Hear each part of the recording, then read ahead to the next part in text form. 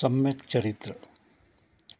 जेव्हा साधक, श्रावक किंवा गृहस्थ जेव्हा भवसागर पार करत असतो किंवा केवळ ज्ञान मिळवण्याचा प्रयत्न करत असतो, तेव्हा त्याचे चरित्र निर्दोष असले पाहिजे, असा जैन दर्शनाचा आग्रह आहे.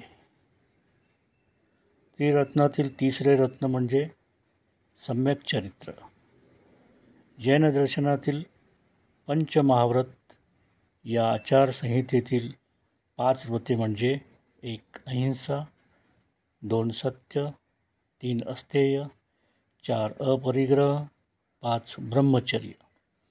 या पंचतत्वाचे पालन केल्यामुळे मनुष्याचे सम्यक चरित्र बनते. श्रावक किंवा गृहस्थाला 5वे तत्व म्हणजे ब्रह्मचर्य या तत्वापासून सूट देण्यात आली आहे. ब्रह्मचर्य वगळून